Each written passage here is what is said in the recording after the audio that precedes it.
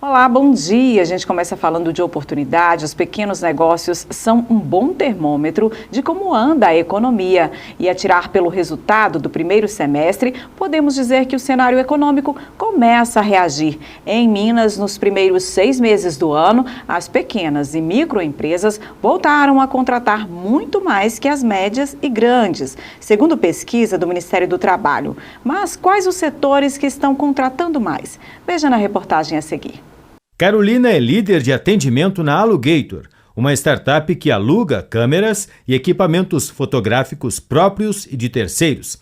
Ela foi contratada como estagiária e, em junho, foi efetivada. Trabalhar dentro do mercado de startup é muito legal porque não é uma coisa tão formal, não é uma coisa tão enrijecida, é uma coisa mais à vontade e tudo. E eu acho que aqui eu estou tendo uma visão muito legal sobre o funcionamento de uma empresa como um todo, que uma empresa grande, talvez fazendo um estágio ou alguma outra contratação, eu ia ter noção só ali do pequeno, da ponta que eu trabalhasse. A empresa nasceu em janeiro de 2016 e cresceu forte neste ano. Cadu contratou 5 dos 13 funcionários da empresa no primeiro semestre.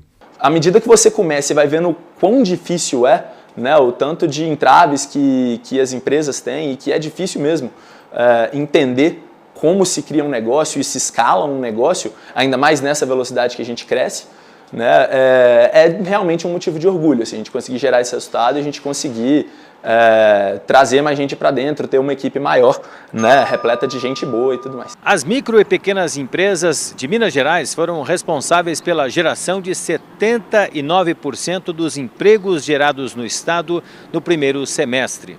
O resultado é 4 vezes melhor do que o desempenho das médias e grandes empresas.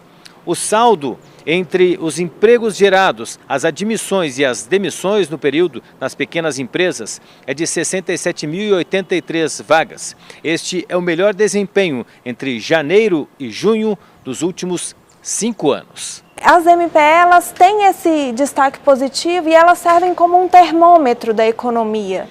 Quando a gente tem um cenário econômico mais pessimista, elas sentem primeiro, elas acabam demitindo, né? Muitas vezes até fechando as portas.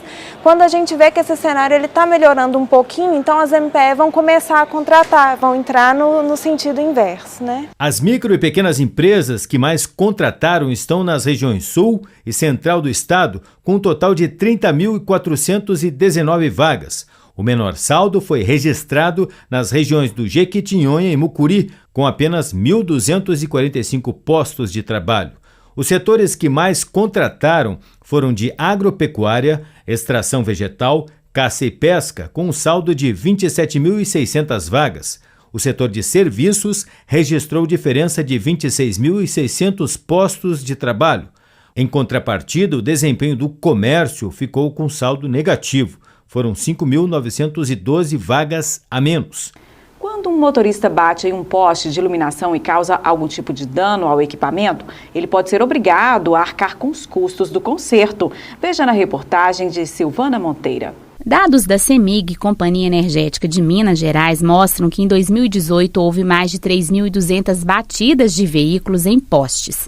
De janeiro a junho de 2019, foram mais de 1.100 ocorrências dessa natureza no estado. O primeiro passo é chegar e conter a ocorrência. O que significa isso? É restabelecer a energia para os clientes, né? Então, muitas vezes é feita uma escora provisória, porque muitas vezes ocorrem aborroamentos e esses postes podem cair ou ficar suspensos.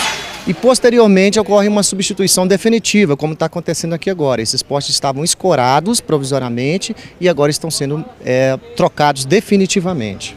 A troca desse gigante aí leva mais ou menos 3 horas e envolve uma série de profissionais. Pois além da base, que é feita de concreto, é preciso tirar também os fios. E não é só a fiação da concessionária de energia, não. É também TV a cabo, internet e telefonia.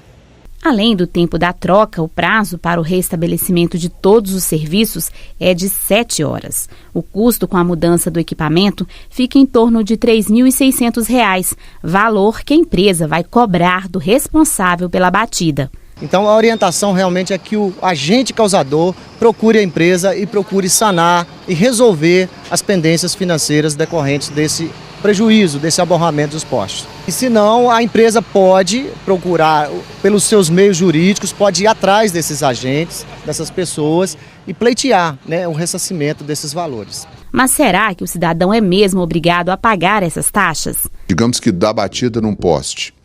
Decorre aí o estrago, dano em outro veículo, até pessoas, a pessoa, desde que tenha culpa naquele evento, ela tem que ressarcir esses danos.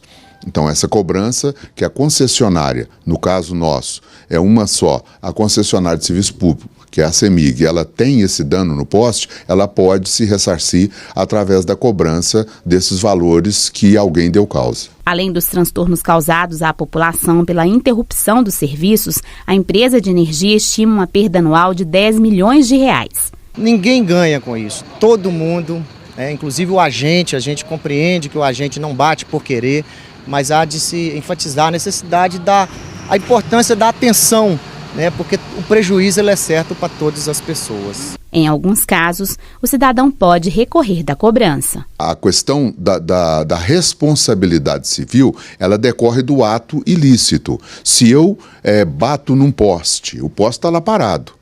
Se eu faço a batida e bato num poste e causo estrago, o poste não tem culpa de estar lá parado. Alguém deu causa para aquilo ali. Se eu entendo que não sou eu, ele tem que trazer aquele que efetivamente deu causa ao acidente. Então, em virtude disso, é que ele pode recorrer alegando que ele não deu causa àquilo ali. E aí depende da concessionária, acolher ou não a sua defesa. Pois é, portanto, vale a máxima da prudência no trânsito. Além dos prejuízos financeiros, há ainda o risco maior, que é o risco à vida. A gente sabe que esses acidentes envolvendo postes, de iluminação sempre são muito graves. Portanto, toda atenção ao dirigir. E agora nós vamos para a redação do portal MB News para saber dos destaques do dia com a Heloísa Gomes. Bom dia, Elo! Bom dia, Lília. Bom dia a você que nos acompanha aqui no Jornal da Manhã. E hoje vamos começar falando de meio ambiente. A Prefeitura de Paraopeba, na região central de Minas Gerais, decretou na última terça-feira estado de alerta no município para o desabastecimento de água. E agora falando de saúde, Minas Gerais está perto de confirmar o maior número de casos de sarampo em 20 anos. E a Polícia Civil identificou os 2 seguranças que foram filmados torturando um adolescente de 17 anos que supostamente teria furtado um chocolate em um supermercado. E uma história bem comovente. Um menino de 8 anos lá do Goiás, que vive com os pais que estão desempregados e 2 irmãos, surpreendeu ao doar o único ovo para ajudar um abrigo de idosos. Diante da comoção, os voluntários resolveram fazer um leilão do ovo e arrecadaram R$4.000. Que bacana, hein? E para estas e outras notícias, acesse o nosso portal mbnews.tv.br. Eu volto amanhã com mais informações. Bom dia a todos. Agora o nosso assunto é educação. Um projeto desenvolvido por uma professora de Uberlândia, no Triângulo Mineiro, está ganhando cada vez mais espaço na rede municipal da cidade. O Diário de Ideias é um caderno personalizado, onde os alunos compartilham experiências, emoções e conhecimentos. Em sala de aula, os alunos formam um círculo onde cada um escreve e fala sobre as suas experiências de vida com os outros colegas. Oportunidade de conhecer o que se passa na cabeça dos coleguinhas e tentar contribuir com o seu aprendizado. Além de promover mais empatia, a atividade ajuda no desenvolvimento da fala. Basta ouvir o que os baixinhos têm a dizer.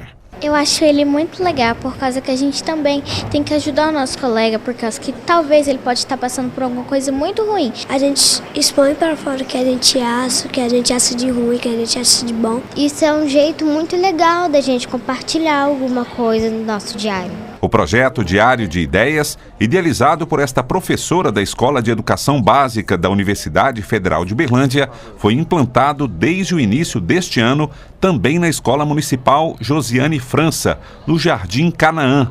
E hoje, cerca de 300 alunos de 10 turmas do 1º ao 3º ano já participam.